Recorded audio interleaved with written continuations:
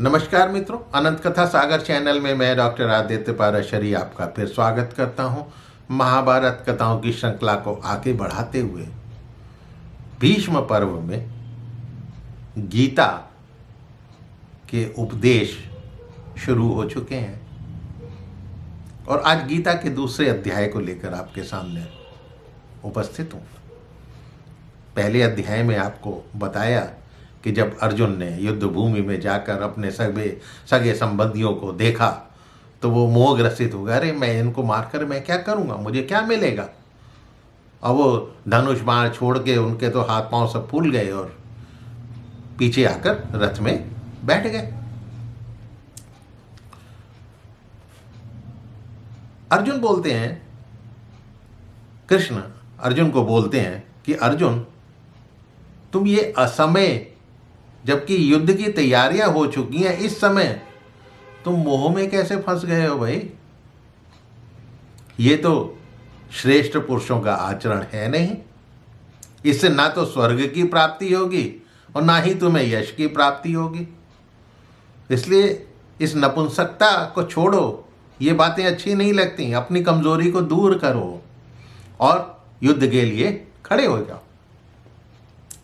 तब अर्जुन बोलते हैं, हे मधुसूदन, मैं भीष्म पितामह और द्रोण के विरुद्ध कैसे लड़ूं? दोनों ही तो पूजनीय हैं। इन्हें ना मारकर मैं भिक्षा में ही मिले हुए अन्न को खाना पसंद करूंगा। फिर अर्जुन के मन में शंका उत्पन्न होने लगी और कहते हैं कि हम तो ये भी नहीं जानते कि हमारे लिए युद्ध करना श्रेष्ठ है भी अथवा नहीं, हम जीतेंगे भी अथवा नहीं। जिनको मारकर हम जीना भी नहीं चाहते वो ही हमारे आत्मीय हमारे मुकाबले में खड़े हों।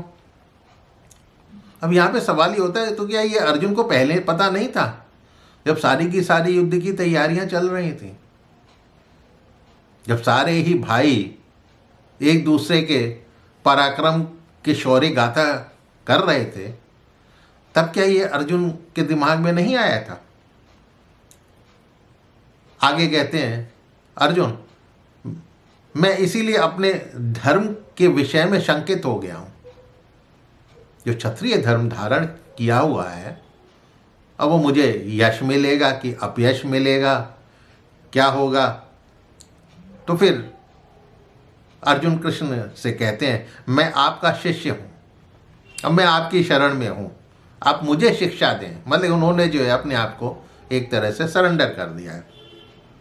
मेरी शंकाओं को दूर करें और मुझे वो रास्ता दिखाएं जिससे मेरा कल्याण हो। मैं युद्ध नहीं करूंगा। ये कहकर जो है अर्जुन फिर चुप मार के बैठ गए। तब कृष्ण हंसते हुए बोलते हैं, अरे तू तो उनके लिए शोक कर रहा है, दुखी हो रहा है जो शोक करने योग्य भी नहीं है। बातें तो तू पंडितों वाली करता है, लेकिन जिनके प्राण चले गए हैं या जिनके प्राण नहीं गए हैं, उनके लिए भी पंडित लोग दुखी नहीं होते हैं, क्योंकि मौत तो अवश्यंभावी है। आत्मा तो दूसरा शरीर धारण करती है। ऐसा तो है नहीं कि किसी भी कालखंड में मैं नहीं था या तू नहीं था या ये राजा लोग नहीं थे, और ऐसा भी नहीं है कि आगे भी नहीं रहेंगे, दूसरा शरीर धारण करेंगे। ये शरीर तो विनाशशील है। आत्मा एक शरीर से दूसरे शरीर में जाती है। सुख दुख ये तो विनाशशील हैं, हमेशा रहने वाले तो होते नहीं हैं। सुख दुख को समान समझने वाले ज्ञानी, यानी जो सम में रहते हैं, वो शोक नहीं करते। इसको सहन करना सीख। तू उसको जानने की चेष्टा कर जिससे ये संपूर्ण जगत अस्तित्व में है। इस अविनाशी का विनाश करने में कोई भी समर्थ नहीं है। आत्मा ना तो किसी को मारता है, ना किसी के द्वारा मारा जाता है। आत्मा कैसे मारेगी? वो जिस शरीर में धारण करे वो शरीर ही तो एक्शन लेगा। ये तो किसी और काल में ना तो जन्म लेता है ना मरता है। ये अजन्मा, नित्य, सनातन और पुरातन है। शरीर के मारे जाने पर भी ये नहीं मारा जाता। जो पुरुष इस बात को जानते हैं वो किसी को कैसे मरवाता है और किसको कैसे मारता है भाई। इस आत्मा को कोई भी शस्त्र काट नहीं सकता, आग इसको जला नहीं सकती, जल गला नहीं सकता और वायु सुखा नहीं सकती। आत्मा तो आत्मा है भाई।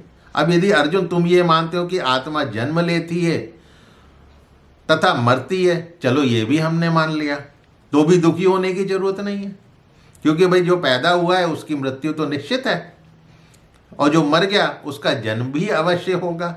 जन्म से पहले और मरने के बाद प्राणी अप्रकट होता है, यानी जन्म से पहले और मरने के बाद वो प्राणी दिखाई तो देता नहीं है, केवल बीच में ही प्रकट अवस्था में, यानी जब शरीर धारण करता है तभी हम उसको देख सकते हैं। तुझे अपने क्षत्रिय धर्म को देखकर भी भय नहीं करना चाहिए। तेरा जो क्षत्रिय धर्म है उसको देखकर भय नहीं करना चाहिए, क्योंकि यदि ये धर्म युद्ध तू नहीं करेगा तो अपना यश खोकर पापी बनेगा, यानी तूने अपने धर्म का पालन किया ही नहीं है। क्षत्रिय का धर्म क्या है? सभी लोग तेरे अपयश का ही बखान करेंगे इस लोक में, जो मरण से भी बदतर है। या तो तू युद्ध में मारा जाकर स्वर्ग प्राप्त करेगा, या विजय प्राप्त कर राज्य भोगेगा। जय पराजय, लाभ हानि, सुख दुख को समान समझकर युद्ध के लिए तैयार हो जा। इस प्रकार तू किसी भी पाप का भागी नहीं बनेगा। ये मैं तुझे ज्ञान योग के बारे में बता रहा हूं। अब इसी को तू कर्म योग के बारे में समझ ले। आगे कहते हैं कर्मण्यावा अधिकारस्ते माँ फलेषु कदाचना माँ कर्म फल हेतु भूर्मा ते संगो असत्व कर्मणि। तेरा कर्म करने में ही अधिकार है, उसके फलों में कभी नहीं। इसीलिए तू कर्मों के फल का हेतु मत बन, और तेरी कर्म ना करने में भी आसक्ति नहीं होनी चाहिए कि नहीं जी मैं तो ये काम करूंगा ही नहीं ना। यहाँ पे आप इस तरह से समझने की कोशिश कीजिए जैसे सरकार के द्वारा आत्मरक्षा के लिए या प्रजा की रक्षा के लिए तरह तरह के शस्त्र रखने और प्रयोग करने का अधिकार दिया जाता है, और उसी समय नियम भी आपको बतला दिए जाते हैं। जो अधिकार का दुरुपयोग करता है उसको दंड दिया जाता है और उसका अधिकार भी छीन लिया जाता है। विधान तो यही है ना। उसी प्रकार दूसरों का हित करने के लिए मन, बुद्धि और इंद्रियों सहित ये मनुष्य शरीर देकर नवीन कर्म करने का अधिकार प्राप्त करता है या उसे दिया जाता है। अब जो इस अधिकार का सदुपयोग करता है वो कर्म बंधन से छूट जाता है, और जो दुरुपयोग करता है वो दंड का भागी होकर निम्न योनियों को प्राप्त करता है। अब इस रहस्य को समझकर ही कर्म करना चाहिए। अप्राप्त वस्तु की प्राप्ति को ही योग कहते हैं, और प्राप्त वस्तु की रक्षा का नाम होता है क्षेम। सांसारिक भोगों को त्याग देने पर भी शरीर निर्वाह के लिए मनुष्य की योग क्षेम में वासना रहती ही है, आसक्ति रहती है, शरीर पालना है। इसीलिए उस वासना का भी त्याग करके निर्योग क्षेम के लिए अर्जुन को कृष्ण समझाने की कोशिश कर रहे हैं। मनुष्य चाहता कुछ और है और होता कुछ और है, क्योंकि कर्म फल प्राप्त करने में मनुष्य स्वतंत्र नहीं है। किसी भी कर्म का फल क्या मिलेगा, कब मिलेगा, कैसे मिलेगा, किस जन्म में मिलेगा, उसका नहीं पता, और ना ही उसकी इच्छा से कुछ होगा। इसीलिए कहा गया है कि कर्म करने में ही तेरा अधिकार है, फल में नहीं है। इसलिए ये मत समझ कि तुम ही इस कर्म के हेतु हो, कि तुम ही ये कर्म कर रहे हो, या कर्म ना करने में भी आसक्ति नहीं होनी चाहिए। इसीलिए कृष्ण अर्जुन को स्थिर बुद्धि से कर्म करने की सलाह देते हैं।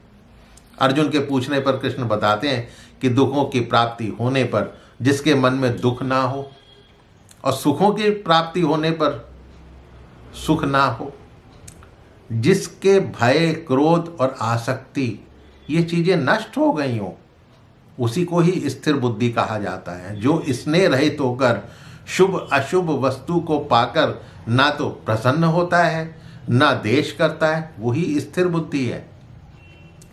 क्रोध से क्या होता है? मूढ़ भाव यानी ब्लैंक आप उत्पन्न होता है।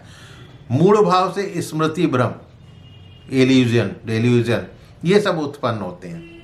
और स्मृति भ्रम से बुद्धि अथवा सोचने समझने की शक्ति, ज्ञान शक्ति, इसका नाश हो जाता है और पुरुष अपनी स्थिति से गिर जाता है।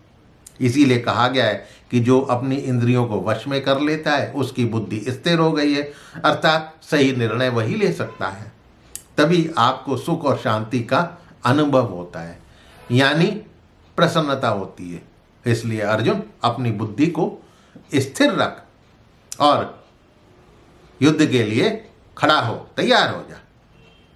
तो मित्रों, इस दूसरे अध्याय को यहीं समाप्त करता हूँ। आशा करता हूँ आपको पसंद आया होगा।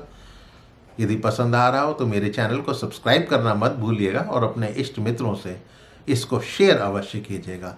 मिलता हूँ अगले अध्याय को लेकर अगले एपिसोड में। तब तक के लिए नमस्कार।